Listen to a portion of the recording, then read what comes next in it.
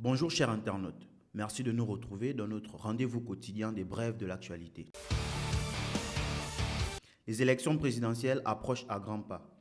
Quelle coalition pour la victoire en 2024? Voilà le sujet qui sera débattu par la coalition Benno Bokk Yakaar. La rencontre est prévue pour le samedi 24 décembre à King Fahd Palace. Jusque-là, le président de la coalition, Macky Sall, entretient le flou sur sa candidature à la présidentielle en 2024. L'alternance n'épargne pas l'administration sénégalaise, encore moins ses syndicats. Après 6 années à la tête de l'OFNAC, Mme Seynabou Diakhaté cède la place à Serigne Bassirou Gueye, ancien procureur de la République. À l'occasion de cette cérémonie, tenue ce mardi 20 décembre, la présidente sortante a présenté le bilan de sa gestion. Elle souligne que l'OFNAC est ancré sur des rails très solides. Quant au nouveau patron Serigne Bassirou Gueye, compte travailler dans la continuité afin de réussir sa mission.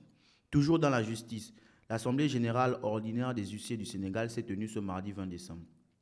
Maître Adama Dia, président de l'Ordre national des huissiers, estime que la profession est menacée.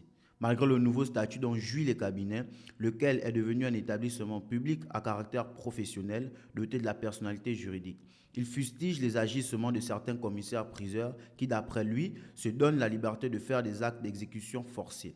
Maître Dia estime que c'est le ministère de l'huissier qui tirerait les ficelles. Il interpelle alors l'autorité de tutelle des professions judiciaires qui disposent des moyens pour apaiser la situation. Le journaliste Pape Alé Niang retourne en prison. Il a été placé sous mandat de dépôt ce mardi 20 décembre après son audition devant le juge du deuxième cabinet. Son avocat Maître Koreshiba a indiqué que c'est la première fois qu'il assiste à la révocation d'un contrôle judiciaire. Pour le juge d'instruction, Pape Alé Niang a violé les conditions de la liberté provisoire. Le ministre de l'économie, du plan et de la coopération, Mme Oulimata Sarr, a signé ce mardi 20 décembre une convention de financement avec le ministre japonais des Affaires étrangères Hayashi Yoshimasa.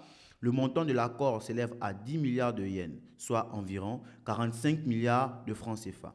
Une convention signée après la visite du président Macky Sall à Tokyo. Ce financement est destiné au programme de développement du secteur et de l'éducation de la pêche. Parlons de la culture. L'avant-première du film Tirailleurs s'est tenue à Dakar ce mardi 20 décembre. Réalisé par Mathieu Vadepied et l'acteur-producteur Omar Sy qui interprète le rôle d'un tirailleur sénégalais, ce film franco-sénégalais retrace la Première Guerre mondiale et sortira le 6 janvier 2023 au Sénégal. Merci chers internautes d'être restés jusqu'à la fin de cette édition. On se retrouve demain pour un nouveau numéro.